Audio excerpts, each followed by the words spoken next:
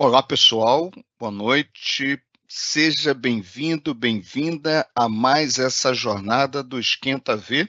Eu sou o professor César Lessa, tenho um prazer enorme de estar com você aqui e junto comigo nesse papo hoje sobre a disciplina Comportamento Organizacional, temos a professora Francine, que vai estar ao longo desse tempo aqui auxiliando você no chat.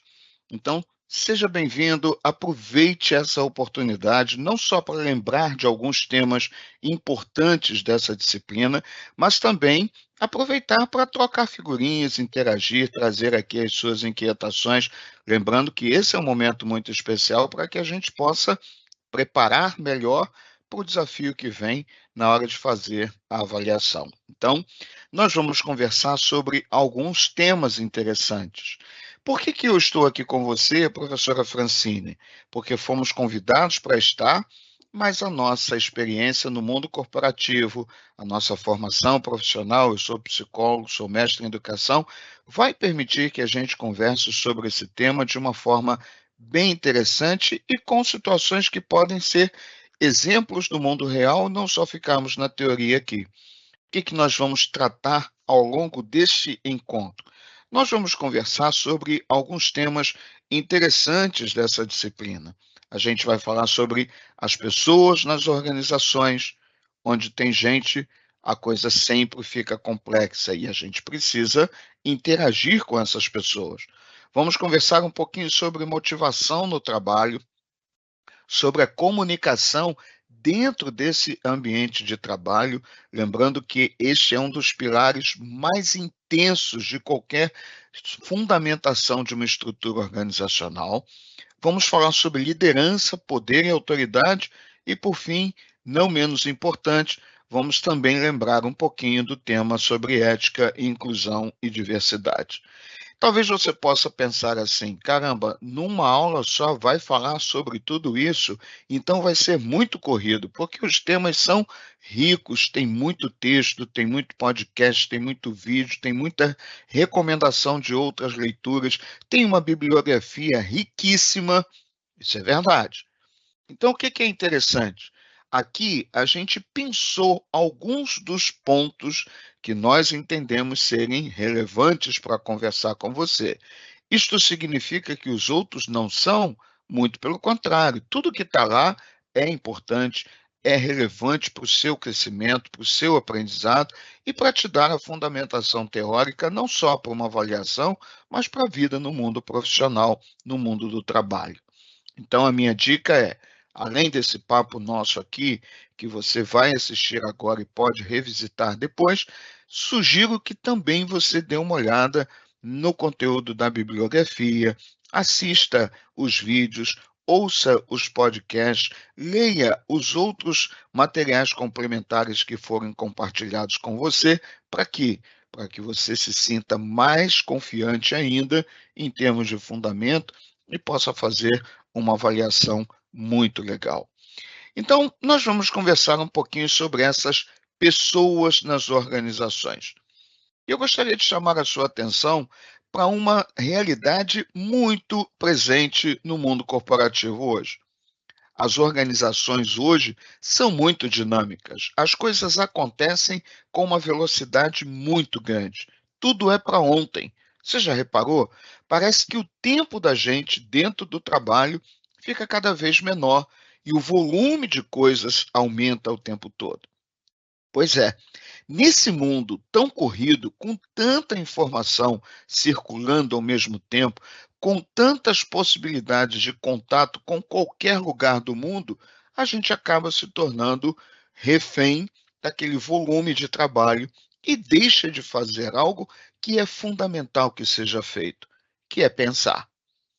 E quando eu digo pensar, eu estou chamando a sua atenção para uma necessidade que o mundo corporativo hoje está exigindo de quem trabalha.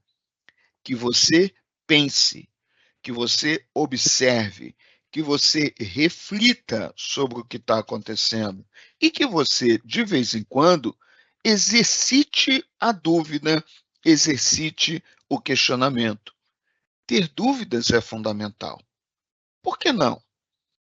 Veja, boa parte das grandes soluções que o mundo hoje experimenta surgiram de momentos em que alguém teve alguma dúvida, alguém fez um questionamento ou alguém parou para observar e depois da observação pensou: por que não? E é nesse desafio que acho que é importante você começar a se contextualizar nesse mundo do trabalho.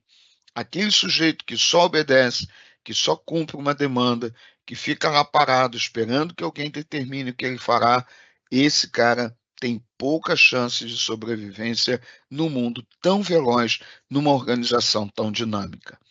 Então, é importante que você comece a repensar o seu papel dentro da organização. Aqui, no mundo da educação, de vez em quando você ouve alguém falar sobre isso. Esse papel que o aluno começa a exercitar dentro da vida acadêmica, assumir o protagonismo. Da mesma forma que aqui a gente diz que você precisa assumir o protagonismo da sua história acadêmica, construir a sua carreira de formação, no mundo do trabalho, as empresas também estão esperando que o sujeito assuma o papel dele na organização, que ele contribua de uma forma qualitativa, que ele apresente soluções, que ele pense fora da caixa. Mas para isso acontecer, duas coisas são fundamentais. Primeiro delas, você precisa observar. E a segunda, você precisa pensar. Algo que nós, quando criança, fazemos com uma habilidade absurda, mas à medida que vamos nos tornando adulto, deixamos de ser tão observadores e deixamos de ser tão reflexivos. E quando eu digo reflexivo, eu não estou usando aquele argumento do cara que para, observa, fica contemplando, pensa e não faz. No mundo corporativo de hoje, e você já deve ter experimentado isso em algum processo seletivo ou em algum desafio que já deram para você dentro da empresa onde você trabalha, ninguém pergunta se você sabe, mas quer saber se você consegue transformar o conhecimento que você tem em algo aplicável e que isso contribua para o alcance do resultado na organização. Então, quando começarmos a pensar, vamos lembrar que a dúvida é fundamental. Agora, tem um pontaço de atenção. Todos os objetivos que nós traçarmos, seja na vida pessoal ou na vida profissional, eles precisam ter uma característica de aplicação e de realização. Eles precisam ser alcançáveis, realizáveis. Eu não posso planejar alguma coisa com um objetivo tão distante ou tão fora da realidade que eu não consiga alcançar. Não alcançar traz um comprometimento para a organização e para as pessoas que estão lá. Pensa aí, quantas vezes você já traçou metas, definiu objetivos para serem alcançados e esses objetivos estavam tão longe ou tão elevados em relação às suas condições que a não realização dele, o não alcance, trouxe um grau de insatisfação, de frustração e você ficou muito mal. Pois é, nas empresas é a mesma coisa. Se você está numa condição de líder ou está se preparando para assumir um cargo que requeira planejamentos, traços de objetivos, lembre-se que você precisa pensar em coisas que são realizáveis. Isso é importante para a organização, porque ela se movimenta e cada objetivo alcançado potencializa a gente dar um passo a mais, mas também faz com que as pessoas que estiverem envolvidas sintam que tudo aquilo é parte de um grande projeto e elas pertencem àquele projeto. Porque ao realizar um objetivo, ao alcançar algo que foi definido como desafio, isso traz um sentimento de compromisso muito maior, porque uma conquista já foi feita e eu posso partir para uma outra. Então, fique ligado, mas é preciso estar atento, porque no mundo de hoje, nesse cenário atual, algumas coisas merecem um olhar mais atento da nossa parte. Por exemplo, é importante que a gente comece a lembrar que as pessoas são o insumo mais importante da organização. O conteúdo fala sobre isso, você já ouviu muita gente falando, você também sabe que é assim, mas ok, e agora? Agora que a gente sabe disso, a gente faz o quê? A gente precisa estar atento para que essa teoria, esse discurso bonito, se torne realidade no mundo cotidiano lá que a gente vive na empresa. As pessoas precisam fazer parte do processo. Elas precisam sentir que o processo pertence a elas e o resultado também. Nesse momento, a gente poderia pensar, então, em qualquer pessoa trabalhando? Não. Esse é um outro ponto importante. Cada vez mais, a régua das exigências nos processos seletivos tem se tornado maior. Aqui mesmo na instituição, eu coordeno um projeto nacional e a minha gerente outro dia disse, professor, para trabalhar nisso não é qualquer pessoa. Então, cada vez mais, as competências socioemocionais, e nós vamos falar um pouquinho mais sobre elas à frente, estão se tornando um ponto de diferença no processo seletivo e no trabalho cotidiano das pessoas dentro das organizações. O perfil muda. Hoje, a gente precisa de pessoas muito mais adaptáveis às mudanças. Se antes da pandemia isso já era um ponto importante, agora, pós-pandemia, então, cada vez mais. O mundo está mudando numa velocidade absurda e eu preciso estar adaptável a isso. No melhor dos mundos, eu preciso me antecipar às mudanças, mas essa capacidade de ajustar, de adaptar, de me contextualizar é fundamental. Segunda competência que é importante compreender a relevância dela nesse perfil diferenciado: capacidade de inovar. Inovar é trazer algo novo ou trazer uma renovação de algo que já exista, mas que contribua para que aquele resultado seja melhor. Então, não é só uma ideia por ideia, é uma ideia que, se transformada em aplicação realizável, ela possa comprometer, ou melhor, ela possa contribuir para que o comprometimento das pessoas seja maior, para que o resultado possa ser mais interessante. Outro ponto interessante e importante é ser um empreendedor. No mundo corporativo, o intraempreendedor. Mas e fora do mundo corporativo? Você mesmo começar a pensar em empreender um negócio. Isso pode ser paralelo. E quando você faz isso, o seu olhar amplia, o seu senso de responsabilidade também, o grau de observação crítica e análise crítica teu também se torna maior. Por quê? Porque agora você está se colocando no lugar do dono, daquele que se movimenta, que aceita o desafio e quer construir algo diferente. Isso pode ser feito em paralelo ao trabalho que você já tem, ou dentro de algumas empresas que estimulam o intraempreendedorismo. Mas é esse movimento em direção a alguma coisa que potencializa essa referência dessa competência.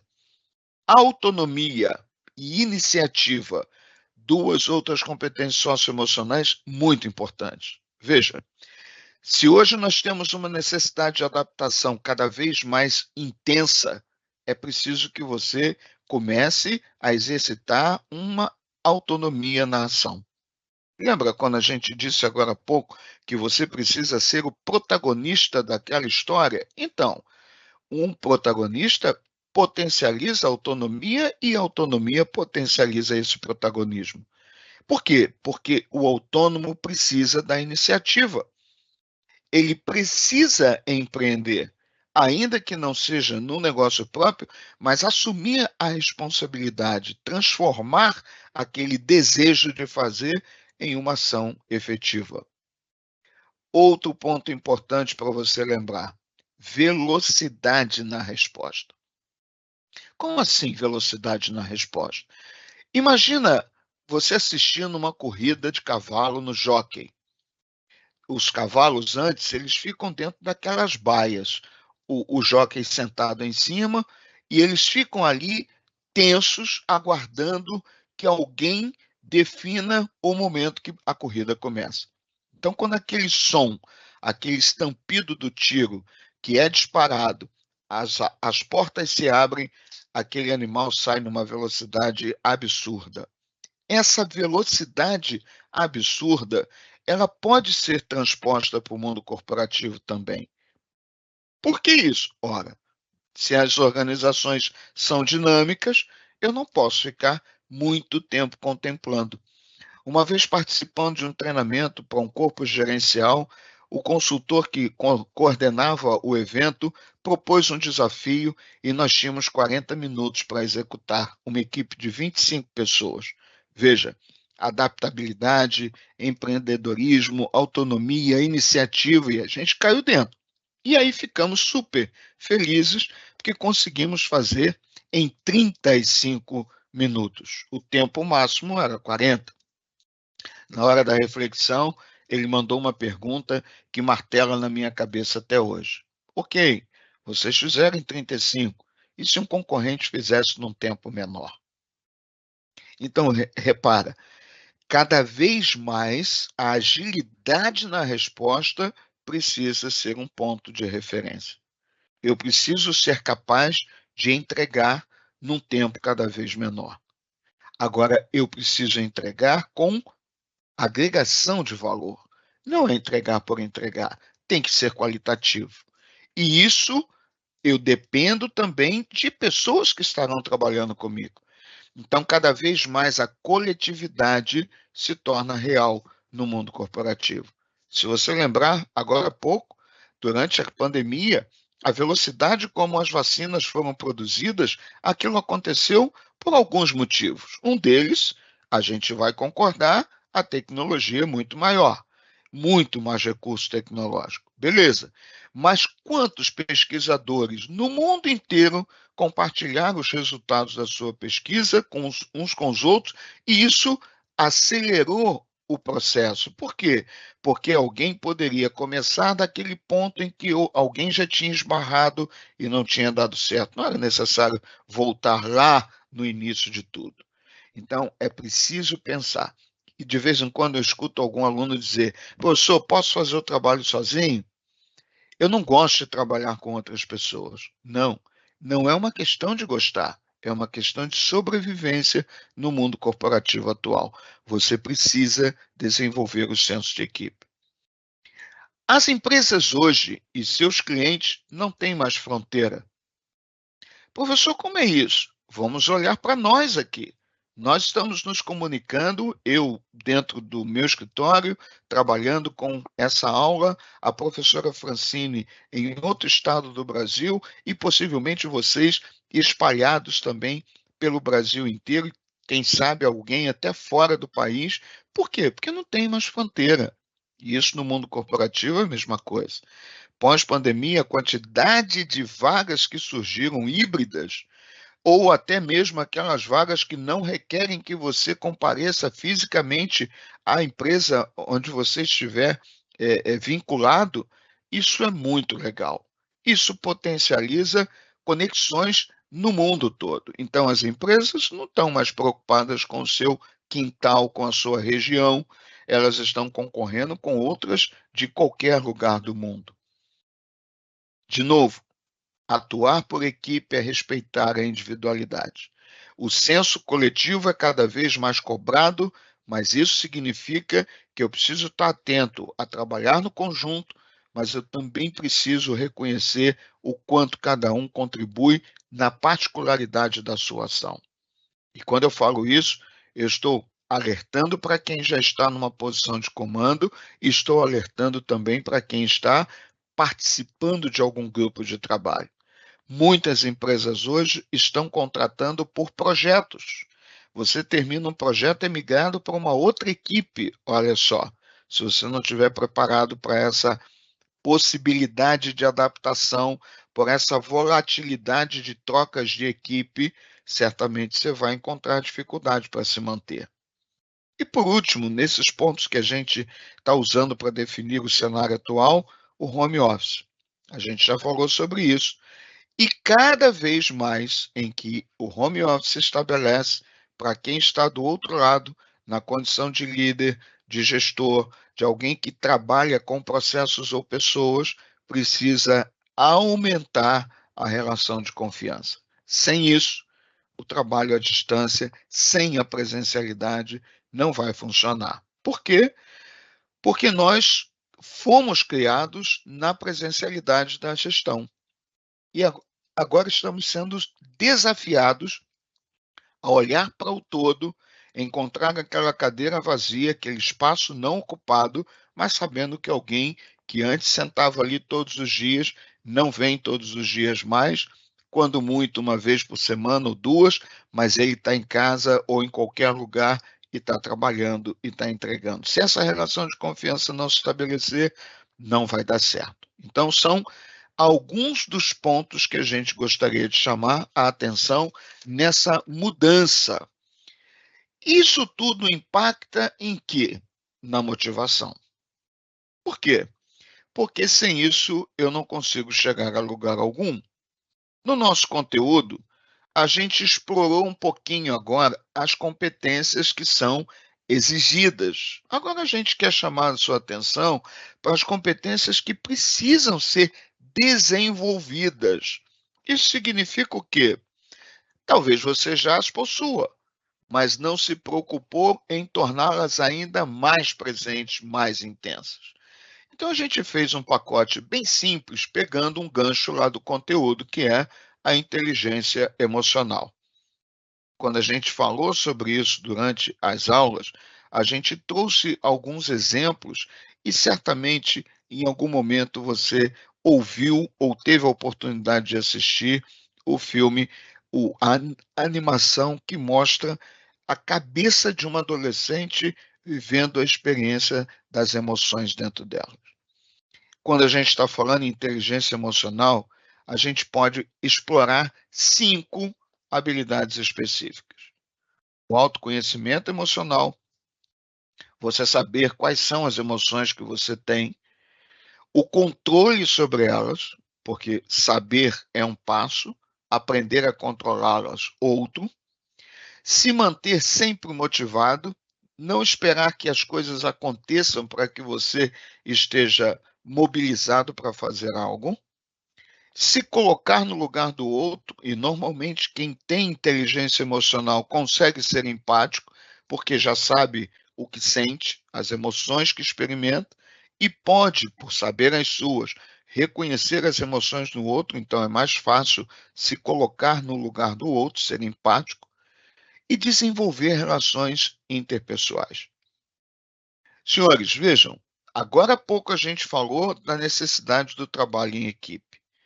Agora há pouco nós dissemos sobre a importância da coletividade. Agora a gente está lembrando a você que isto tem que se refletir em relações que são estabelecidas. Mas, professor, eu preciso me tornar muito próximo das pessoas? Não necessariamente. Estabelecer relações não significa ser invadido na sua privacidade, naquilo que você não quer expor. Significa ter um protocolo relacional, diplomático em alguns momentos, para que você reconheça o outro, você se perceba naquele processo interacional e consiga contribuir com a pessoa que está com você, com o processo e também consigo. Esse fluxo, quando funciona de maneira apropriada, traz uma sensação de bem-estar muito legal. Tem gente que tem uma habilidade ímpar, consegue estar no meio de uma multidão e ser solitário. O mundo hoje, no trabalho, está exigindo que você seja relacional. Então pensa, aproveita enquanto está na vida acadêmica, ainda não chegou no mercado para se desenvolver nisso. E se você já está no mercado, esses aqui são pontaços de atenção para você dar uma tratativa mais intensa. Autoconhecimento emocional, controle emocional, automotivação, empatia e relações melhor desenvolvidas. Esse pacote pode entrar dentro da inteligência emocional. Então, quando você diz, o fulano é inteligente emocionalmente, é porque você reconhece naquela pessoa essas habilidades que a gente mencionou aqui. Então, Perdão. Voltando a falar sobre motivação. 3 autores, o Vergara em 2005, o Lattan em 2012 e o Bergamini em 2013, eles construíram uma percepção dessa motivação e que a gente está resumindo numa coisa bem simples aqui. Para eles, motivação é algo que mobiliza e movimenta. Então, o sujeito cria o seu motivo ou há algum estímulo naquele ambiente que o faz associar aquele estímulo a algo dele e essa associação mobiliza o movimento para fazer alguma coisa. Isto é o que a gente costuma, de uma forma muito simplória, dizer que é um motivo para a ação. Esses autores escreveram sobre isso. E, dentre essas questões que eles potencializam como algo que mobiliza, o nosso conteúdo diz recompensas, elogios, punições, premiações, oportunidades de desenvolvimento, convívio social, status do cargo. Isso aqui são coisas que podem, segundo eles, mobilizar. Mas funciona igual para todo mundo? Não. Tem gente que, ao ser punido, se frustra. Tem gente que, ao ser punido, se sente desafiado a não permitir que aquilo aconteça mais. Tem gente que, quando elogiado, fica sem graça. Tem gente que, ao ser elogiado, se potencializa ainda mais. E quando não é, fica frustrado porque não foi reconhecido e valorizado. Então, não funciona igual para todo mundo. Isso significa o quê? Que as necessidades vão diferir de uma pessoa para outra. Então, a gente pode ter 2 pessoas no ambiente sofrerem os mesmos estímulos e as reações serem completamente diferentes. Por quê? Porque são pessoas e suas necessidades não são iguais. Bom, já que é assim, então a gente precisa reconhecer a importância das teorias motivacionais. Por quê? Porque os autores que se dedicaram a escrever sobre elas estavam preocupados exatamente em mostrar que essas teorias motivacionais, elas apresentam maneiras que cada um deles, ao pesquisar o assunto, construiu uma ideia, e essa ideia é chamada de teoria, de como a motivação acontece para determinado grupo de pessoas. Isso significa o quê? Reconhecer que as teorias nos mostram possibilidades, mas elas não significam que acontecem com todo mundo exatamente igual. A mais famosa, se é que a gente pode usar esse termo, é a hierarquia das necessidades, desenvolvida por Abraham Maslow, que morreu em 1970. Esse cara construiu uma hierarquia. Para ele, as necessidades elas têm um grau de importância. A primeira delas é a fisiológica. Eu preciso comer, eu preciso dormir, eu preciso beber água, eu preciso tratar daquilo que sustenta e que dá a minha sobrevivência. Depois que eu estou com isso satisfeito, eu posso necessitar de outra coisa. Alguns questionam, dizendo que é possível que essa necessidade já esteja lá, mas para Maslow, ela só vai aparecer quando aquela primeira for satisfeita. Elas têm uma sequência lógica.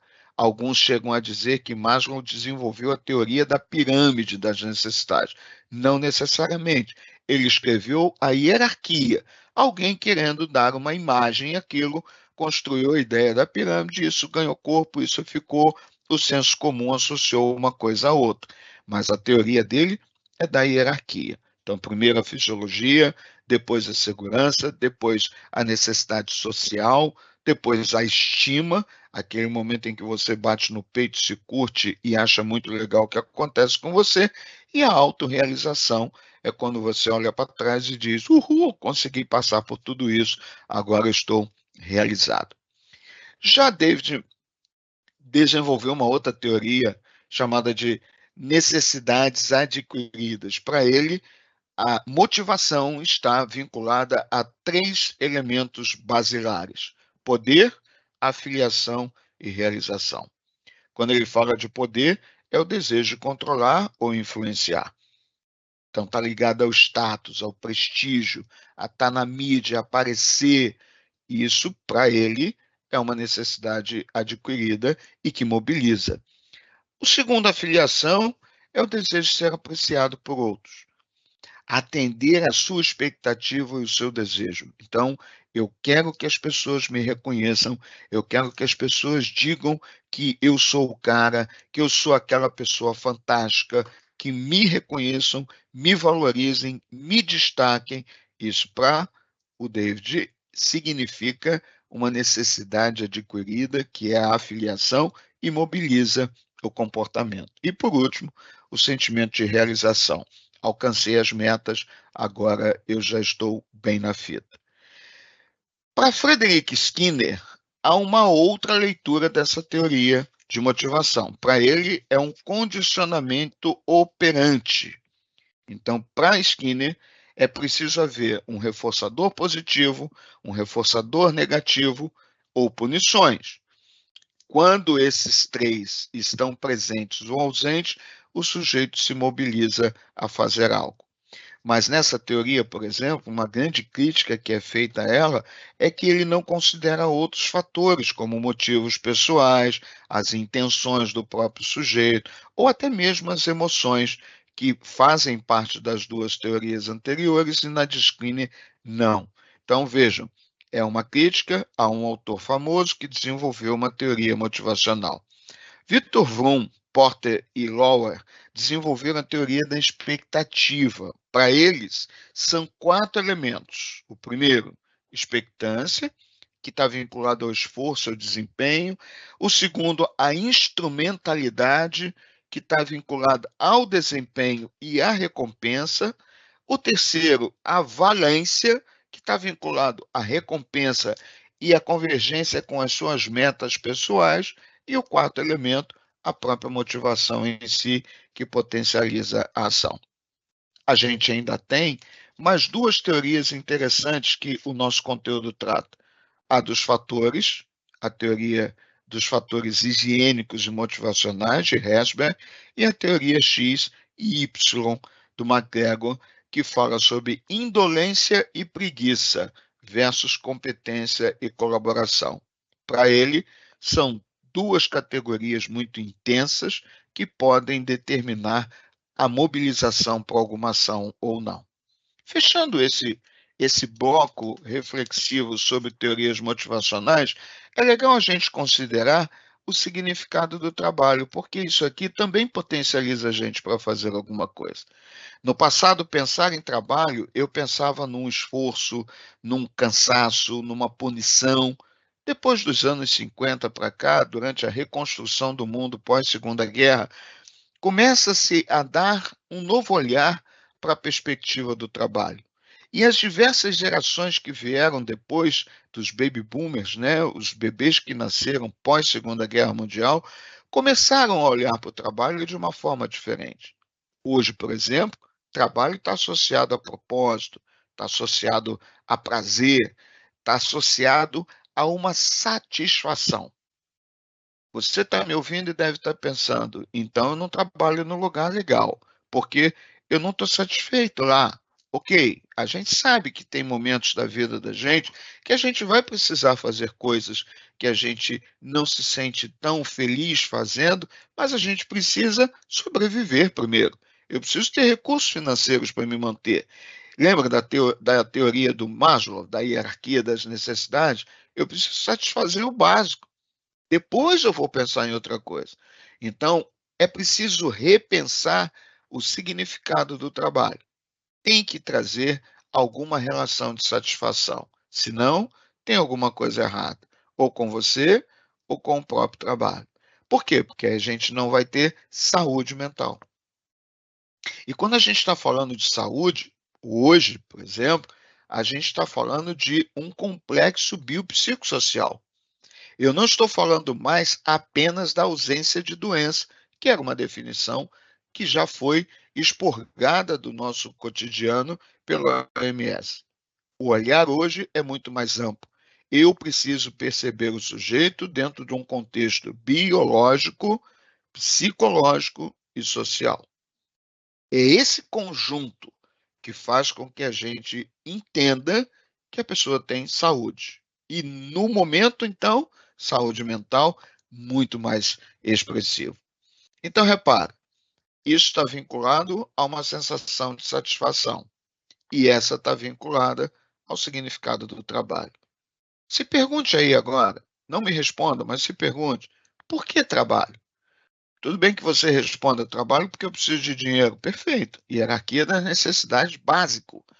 Mas, além disso, na escala de respostas que você se der, em algum lugar tem que estar escrito: eu trabalho para ter prazer. Se isso não está acontecendo, alguma coisa precisa ser feita com urgência. Vamos falar um pouquinho sobre a comunicação no ambiente do trabalho? Eu disse lá na abertura da aula que esse é um ponto estrutural num processo de construção de uma empresa. E quando a empresa começa a crescer, esse é o primeiro ponto que sofre um impacto desfavorável. Por quê?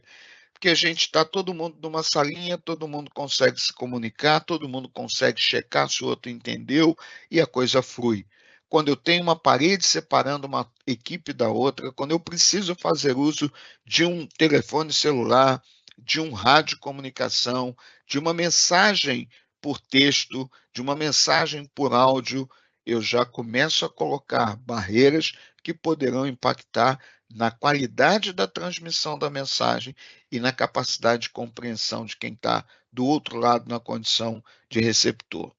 Então, o processo de comunicação, eu tenho o sujeito que emite a mensagem e do outro lado eu tenho o cara que recebe essa mensagem. Esses dois são intimamente associados à mensagem em si. Então, alguém emite a mensagem para outro alguém receber. Então aqui já completou a comunicação? Não, o processo só se completa quando há oportunidade de um feedback. Ou seja, quem recebeu a mensagem dá um retorno para quem emitiu a mensagem, dizendo se entendeu ou não, ou apenas dizendo que entendeu. E esse emissor vai verificar se aquilo aconteceu apropriadamente. Lembrando que a responsabilidade de se fazer compreender é do emissor, não é do receptor. O receptor está lá recebendo, mas quem tem que se preocupar com o conteúdo é quem emite. Por que isso? Porque acontecem vários ruídos pelo meio do caminho que podem impactar a qualidade da informação que está indo na mensagem. O vocabulário que eu utilizo, será que o sujeito do outro lado conhece as mesmas palavras que eu? Quantas vezes você já participou de um processo de comunicação e alguém usou uma palavra que você desconhecia e você precisou dar um Google rapidinho para descobrir o que era aquilo? A cultura do outro. Quando a gente está falando em cultura, a gente está falando do modo como as coisas acontecem, os valores que o outro possui, o comportamento que ele pratica. A regionalidade. O Brasil, então, que é um país amplamente significativo em expressões regionais, determinadas expressões num lugar elas têm um sentido e outro são completamente diferentes. É preciso que eu leve em consideração esses termos que estão também presentes na mensagem que eu transmiti para que possa facilitar a compreensão do outro. As interrupções, às vezes a gente está aqui no Teams, o Teams começa a oscilar, a banda começa a não sustentar a transmissão e a gente fica o quê? Recebendo aquela mensagem picotada que vai impactar na compreensão. Por quê? Porque não é claro o que está sendo ofertado. A perda do foco, o canal utilizado, de repente o canal que eu utilizo, ele não é apropriado para aquele tipo de mensagem. Eu preciso estar atento também para isso. Quando eu estou numa condição mais próxima do outro, qual é o canal que eu privilegio quando me comunico? É o canal visual? É o auditivo? É o sinestésico? Eu preciso entender isso para compreender aquele outro e para facilitar a mensagem que vai chegar até ele. E, além disso, o estado de espírito. há um autor que diz que as palavras, elas são ausentes de sentido. Quem dá sentido a ela é quem recebe a mensagem. Então, eu transmito, eu emito, mas o outro recebe. E dependendo de como ele está, aquela mensagem pode ter um sentido completamente diferente. Pensa aí, quantas vezes alguém já falou alguma coisa com você e você não estava bem e você não gostou daquilo que você ouviu? E o outro falou da mesma maneira que havia falado em outras ocasiões, mas naquele dia você não estava bem, você levou aquilo para um ponto muito mais intenso do que deveria. Então, o processo todo só se conclui quando rola esse feedback. E ao ter o feedback, o emissor pode replicar a mensagem, se porventura ela não foi clara, ou ele pode seguir em frente com outra mensagem, porque aquela já cumpriu o seu propósito. É preciso que o emissor se ligue nesses ruídos e em outros. A gente escolheu só esses para falar. Para quê? Por quê? Porque a mensagem é transmitida por ele e ele tem a responsabilidade de se fazer entender.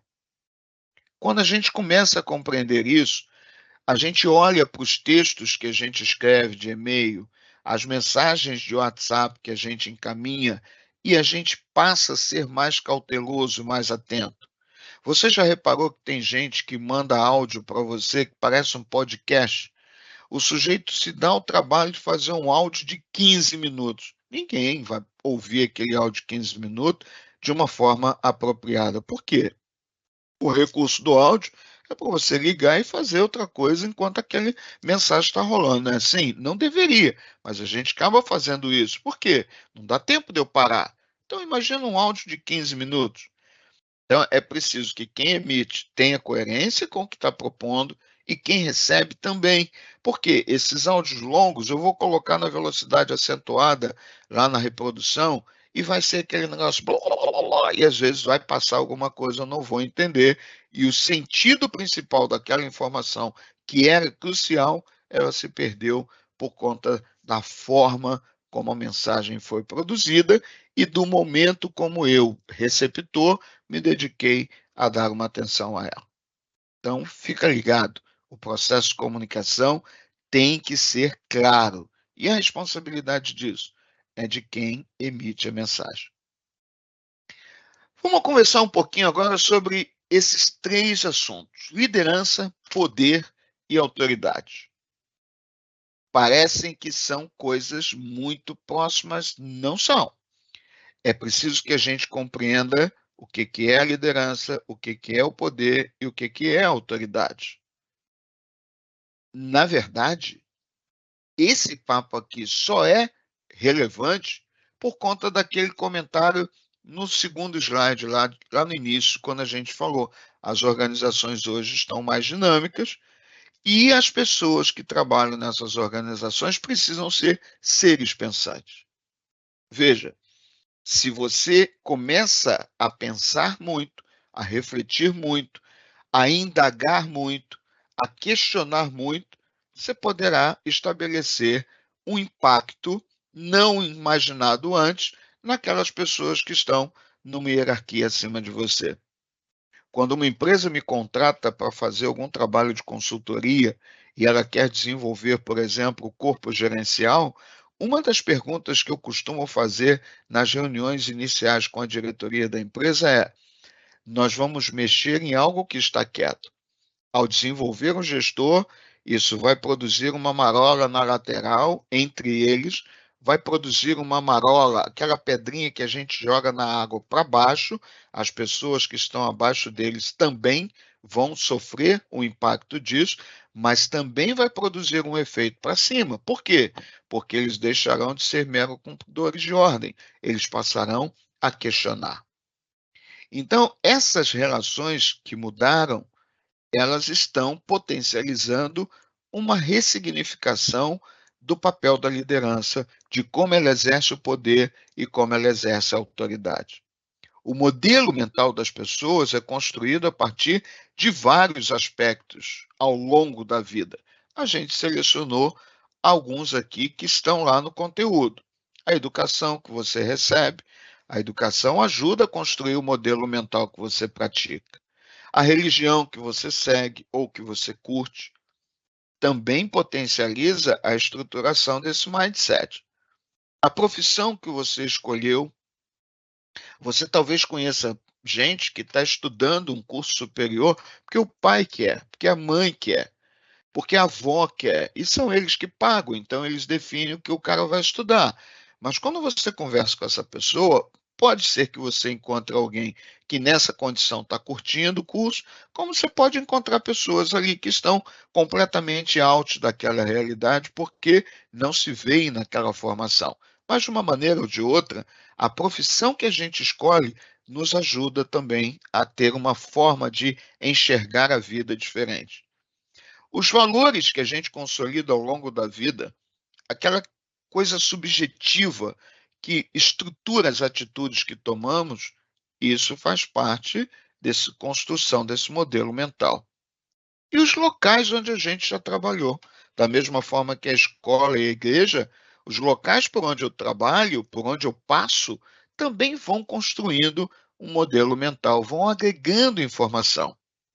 Então, com essa amplitude de possibilidades de aprendizagem e construção desse modelo mental, naturalmente vai surgir conflito quando você está num ambiente coletivo que obriga o processo relacional a acontecer.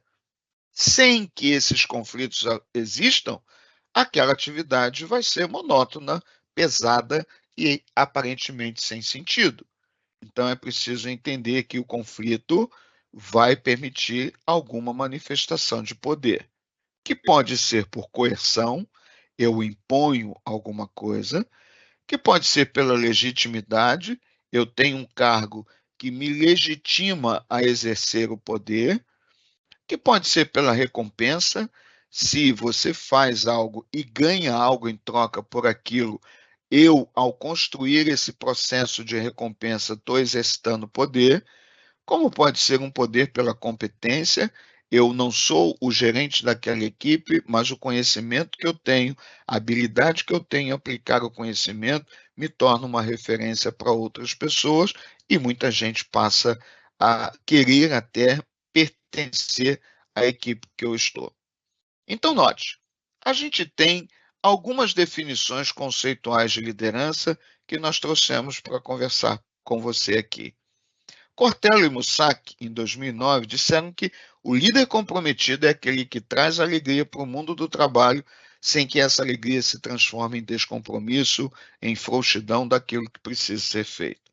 Olha só, são dois filósofos que estão falando sobre a liderança, o trabalho e a alegria. Lembra aquele papo agora há pouco da satisfação? O Benes, usando Carvalhal e Ferreira, diz que o líder sabe o que quer, comunica essas intenções, posiciona-se corretamente e transfere poder à sua equipe de trabalho. Coisas que nós já falamos hoje aqui. Ele sabe o que quer e comunica bem. Olha o processo de comunicação como sendo uma competência da liderança. Ele se posiciona corretamente, a gente vai falar sobre ética já já, e transfere poder à sua equipe. Ele permite que a equipe seja autônoma, empreendedora, tenha iniciativa, seja protagonista da ação. E uma terceira definição que a gente trouxe, as pessoas acreditam no líder antes de acreditar na ideia. Olha a referência que esse sujeito tem diante de todo mundo lá. As pessoas acreditam nele ou nela antes de acreditar na ideia. Então, quando ele apresenta a ideia, quando ela apresenta a ideia é apenas mais um elemento, mas a crença, o valor, a referência já está no exemplo que aquela pessoa transmite. Aqui a gente está falando dos três aspectos: de liderança, de poder e de autoridade. Quando a gente pensa nesses aspectos todos aqui, é legal a gente lembrar também de algumas teorias de liderança. E eu destaquei apenas a liderança transformadora. Por quê? Porque Kouzes e Posner, em 2018, algo bem recente, um pouquinho antes da pandemia, Eles publicaram resultados de uma pesquisa extensa que fizeram e eles encontraram 5 elementos referenciais de liderança que transformam. Primeira delas, para eles, um líder transformador é um líder que desafia permanentemente o processo. Nunca está satisfeito, é inquieto, é questionador. Lembra, a gente falou lá atrás como uma das competências? Ele inspira uma visão e compartilha. De novo, algo que falamos lá atrás, o senso de coletividade, a possibilidade relacional. Ele inspira e compartilha. Não faz sozinho. Terceiro, permite que os outros possam agir. Mas para que esses outros possam agir, nesta teoria de Cousins e Posner, é preciso que as pessoas tenham um perfil diferenciado. Eu não posso ter na equipe aquele cara que come, dorme e espera que alguém mande ele fazer alguma coisa. Eu preciso ter pessoas que agreguem valor, que tenham velocidade na resposta, que sejam protagonistas da ação. Para eles dois, o líder mostra o caminho, sendo a referência. E por último, e não menos importante, para esses dois, o líder encoraja a vontade. É o cara que diz: vamos lá, faz aí, arrebenta, faz acontecer. Ele delega, ele estimula, ele mobiliza, ele potencializa. Essa é uma liderança, é uma teoria, dentre tantas outras. E a gente trouxe um destaque a ela por conta da referência que a gente pode encontrar em outros pontos do conteúdo que nós já tratamos ao longo do semestre e na disciplina nessa aula de hoje. Então, é importante começar a pensar nisso. E por último, como a gente combinou lá atrás, falar um pouquinho sobre ética, inclusão e diversidade. Veja, que vida quero levar? O que é bom? Quais são os meus valores? A gente está falando de ética, é uma palavra que vem do grego e significa um modo de ser. Então, é como você é em relação a tudo que circunda o ambiente em que você está. Quando a gente está falando de ética, a gente está falando de que maneira os comportamentos discriminatórios e preconceituosos ocorrem nos ambientes de trabalho. E quais são os impactos nas relações estabelecidas com as pessoas que estão ali ou que têm uma relação direta com a empresa? Veja, se nós estamos falando de ética, de inclusão e diversidade, e hoje isso é um tema fundamental, a gente tem que pensar nesse comportamento discriminatório que ainda está presente no mundo corporativo. Enquanto nós estamos conversando aqui, o mundo financeiro já criou um prêmio que coloca a empresa que apresenta uma diretoria com o maior grau de diversidade e inclusão possível lá em cima na valorização das ações na Bolsa de Valores.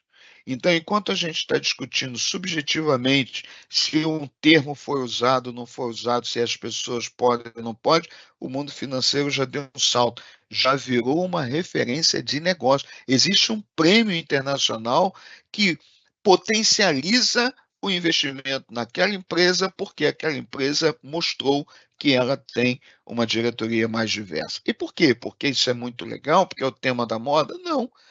Porque quanto mais diverso for a composição do meu quadro, melhores são as possibilidades das relações acontecerem, de ideias aparecerem, de perspectivas de olhares diferentes serem presentes e a empresa ampliar a sua vantagem competitiva. Então, pensa muito sobre os valores. Valores são aqueles pontos subjetivos que a gente não tem muito como definir com clareza, talvez tão concreta, mas é o que direciona o comportamento humano e orienta a tomada de decisão. Então, não adianta eu ter um discurso de inclusão se os meus valores não acompanham esta reflexão. Quando a gente está falando das relações éticas modernas, a gente começa a pensar em liberdade para escrever o que penso, em imediatismo sem reflexão prévia. Ué, professor, isso é ética? Não, mas isso é o que está aparecendo no mundo corporativo, no mundo hoje, não só no corporativo. há uma busca muito grande em preservação do direito e pouca reflexão sobre os deveres. Eu me coloco pouco no lugar do outro, mas quero que os meus direitos sejam respeitados. Então, as pessoas confundem a liberdade para escrever o que pensa, para escrever qualquer coisa, sem se preocupar se aquilo vai impactar ou não na vida do outro, sem ser ético. Imediatismo sem reflexão prévia. Isso é uma ausência de um pensamento ético. Por quê? Porque eu preciso refletir, a ética me potencializa isso. Dificuldade para lidar com o contrário. Você reparou, depois que nós voltamos da pandemia, como muitas manifestações de violência, violência doméstica, violência no trabalho, violência na escola, começou a aparecer? Por quê? Porque durante a pandemia a gente desenvolveu o cancelamento. Não gostei, cancelo o sujeito da minha rede social. Mas voltei à presencialidade, não tem mais como cancelar.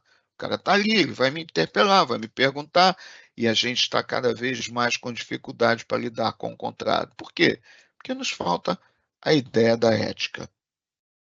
Então, quando você estiver diante de um desafio qualquer e a certeza não está muito presente, pensa, quero, devo, posso. Por aí, você já se aproxima de um pensamento ético mais empático, mais solidário e mais honesto com você e com o processo relacional.